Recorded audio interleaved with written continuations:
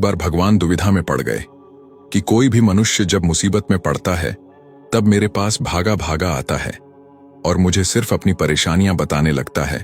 मेरे पास आकर कभी भी अपने सुख या अपनी संतुष्टि की बात नहीं करता, मेरे से कुछ न कुछ मांगने लगता है। अंततः भगवान ने इस समस्या के निराकरण के लिए देवताओं की बैठक बुलाई और बोले कि हे देवों, मैं मनुष्य की रचना करके कष्ट में पड़ गया हूं। कोई न कोई मनुष्य हर समय शिकायत ही करता रहता है, जबकि मैं उन्हें उसके कर्मानुसार सब कुछ दे रहा हूं। फिर भी थोड़े से कष्ट में ही मेरे पास आ जाता है, जिससे न तो मैं कहीं शांतिपूर्वक रह सकता हूं, न ही शाश्वत स्वरूप में रहकर साधना कर सकता हूं। आप लोग मुझे कृपया ऐसा स्थान बताएं जहां मनुष्य नाम का प्राणी कदापि न पहुंच सके। प्रभु के विचारों का आदर करते हुए देवताओं ने अपने अपने विचार प्रकट करने शुरू किए। गणेश जी बोले, आप हिमालय पर्वत की चोटी पर चले जाएं। भगवान ने कहा, यह स्थान तो मनुष्य की पहुंच में है, उसे वहां पहुंचने में अधिक समय नहीं लगेगा।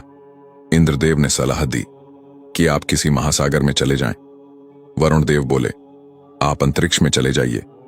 भगवान ने कहा, एक दिन मनुष्य वहां भी अवश्य पहुंच जाएगा। भगवान निराश होने लगे थे। वह मन ही मन सोचने लगे, क्या मेरे लिए कोई भी ऐसा गुप्त स्थान नहीं है जहां मैं शांतिपूर्वक रह सकूं? अंत में सूर्यदेव बोले, प्रभु, आप ऐसा करें कि मनुष्य के हृदय में बैठ जाएं। मनुष्य अनेक स्थान पर आपको ढूंढने में सदा उलझा रहेगा, क्योंकि मनुष्य बाहर की प्रकृति की तरफ को देखता है, दूसरों की तरफ को देखता है, खुद के हृदय के अंदर कभी झांक कर नहीं देखता। इसलिए वह यहां आपको कदापि तलाश नहीं करेगा। करोड़ों में कोई एक जो आपको अपने हृदय में तलाश करेगा, वह आपसे शिकायत करने लायक नहीं रहेगा, क्योंकि उसकी बाहरी इच्छा शक्ति खत्म हो चुकी होगी। ईश्वर को सूर्यदेव की बात पसंद आ गई।